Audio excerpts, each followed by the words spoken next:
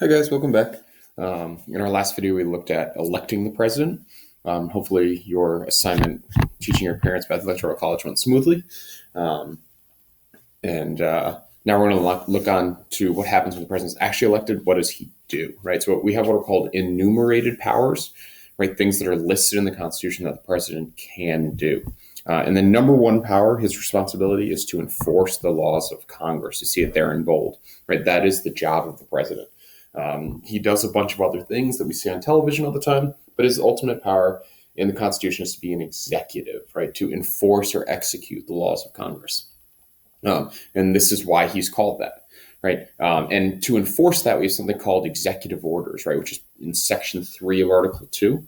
And it's a bizarre loophole that the founding fathers put in that actually allows the president to issue something that has the value of law without consulting Congress. Now, this was originally created to just be a fail-safe in the event of some kind of national emergency, or if Congress is out of session because Congress goes on recess from time to time. Really just a quick out. Instead, it has become much more now really a tool of the president to bypass Congress and do whatever he wants. And there's a funny SNL video that we're going to watch right now that kind of showcases this and how it was really expanded under President Obama, and President Trump has taken it even to a further degree now. Hopefully you enjoyed that video. It makes a nice contemporary mockery of really bypassing the legislative system, right? So the presidents now have the ability to circumvent Congress and really do whatever they want. Not necessarily good power, and really kind of an oversight by the founding fathers not realizing the potential harm that this could cause. But if we look at other powers that the president can use, right? He's the commander in chief of the Army and the Navy. He cannot declare war. Remember, only Congress can declare war. He can utilize military action, and today can utilize military action for up to 90 days without asking Congress. And it is his responsibility to make decisions for the military. He's given the sole power to make treaties with other countries. They have to be approved by the Senate, remember, but he himself can go or can send someone in his stead to negotiate with a foreign power. He alone has the ability to appoint federal judges to positions that are created by Congress. He can appoint advisors, what we call a cabinet. They're a close group of people that consult the president and advise him on issues of national importance. He is required every year to give a State of the Union address. That's not just something that happens on television for show. It's actually required by the Constitution that the president updates the Congress and nowadays the nation on what's going on. He has the power to veto a bill. Right, we talked about that in the legislative process. A bill can come before the president and he can veto it, meaning that he rejects it and sends it back to Congress. He also has something called a pocket veto, which is a really bizarre loophole as well. Congress has 10 days to get a law passed, and if the president does nothing with it, it automatically becomes a law.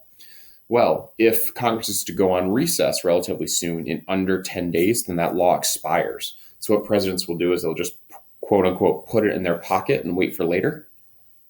And then all of a sudden, session is out, so that bill is no longer valid, right? He didn't actually reject it. He just kind of put it in his pocket and put it away for later. The Constitution set the original inauguration date at March 4th. You see the oath of office that every president is required to swear right below it. That's been changed more recently to January 20th, and that was done by the 20th Amendment in 1933. More about the executive. It's not just the president. You also have the vice president, right? He really only has two powers. One is to be the president over the Senate and break a tie when that's necessary. It happened last year. Mike Pence broke a tie in the Senate. And the other one is really just to wait for the president to die, be incapacitated, or resign. Famously, Jack Garner, vice president for FDR, said the office wasn't worth a quart of warm spit. Right? It's absolutely useless. Today, it's become a lot more powerful, really thanks to Dick Cheney under the Bush administration, but still, it really doesn't do anything. There are checks on the president. It's not to say that his power is absolute. He can be removed from office, right? There are three reasons that a president can be impeached: accepting a bribe, committing national treason, or the third one, which is really anything, are other high crimes and misdemeanors. And what happens is the House files charges. And most recently, President Trump had 2 charges filed against him. One was obstruction of justice, and one was abuse of power. Now, those would fall under the third thing, which is high crimes and misdemeanors. Right, then the trial's held in the Senate. The Chief Justice of the Supreme Court presides over it, and the 100 senators just act as a jury. And it requires 67 votes, 2/3 vote to be impeached. Only 2 presidents have ever been impeached. 3 now, excuse me. Andrew Johnson, Bill Clinton, and President Trump. None of them have ever been convicted. Now we're going to look at things the president should do, right? We call roles of the president, things that he's really expected to do at this point. Some of them are constitutionally stated, some of them are not. The first one is being chief of state, right? Chief of state is the head of a government. They're there to look good on TV, give speeches. If you think of the Queen of England, right, just sit there and wave. That's really what it's called. But the first thing I have to do is, how do we address the president? Right, when Washington was elected unanimously in 1789, we had to decide what to call him, and there were all sorts of names thrown out. His elected Majesty, the President of the United States, Defender of the Constitution, and Protector of our liberties.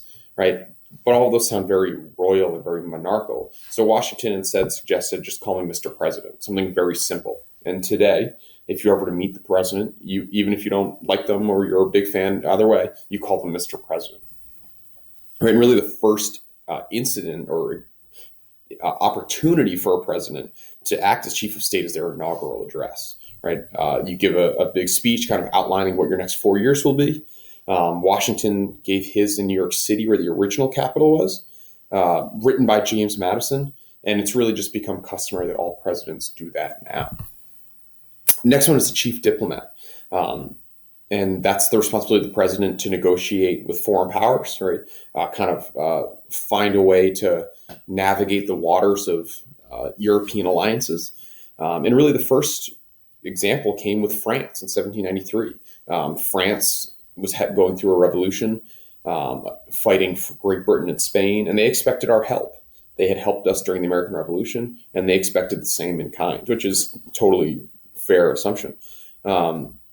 But there were real disagreements within Washington's cabinet over who to support, right? You had the Hamiltonians that were big supporters of Great Britain. Thomas Jefferson supported France and their ideas of the revolution, but Washington didn't want to get involved. He wanted to stay out of it. He didn't think the country was ready for war, so he issues a declaration of neutrality and says that the United States will stay out. And as a result, Jefferson resigns because of the lack of support of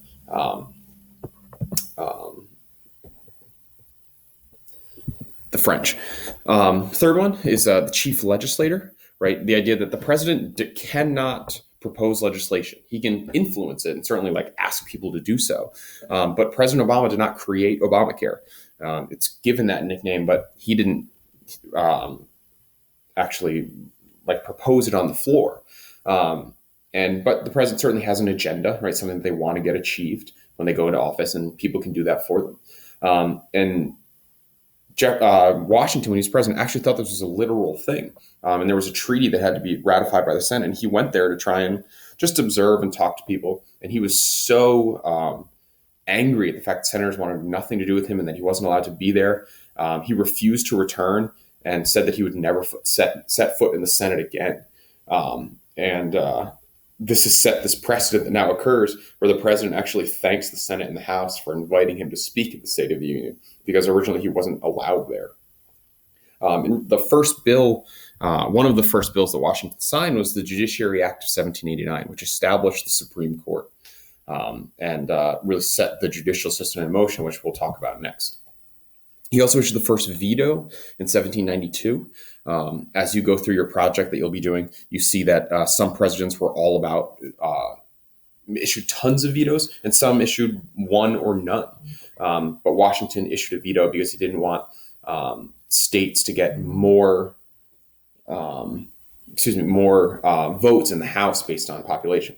The next one, this one's really an assumed one later on, is party leader, right? The president is the head of their party, whether for good or for bad. If you think about the Republicans right now, it's President Trump. If you think about the Democrats, there really isn't one, right? There's a couple, but because they don't have the person in the White House, they really don't have a particular leader.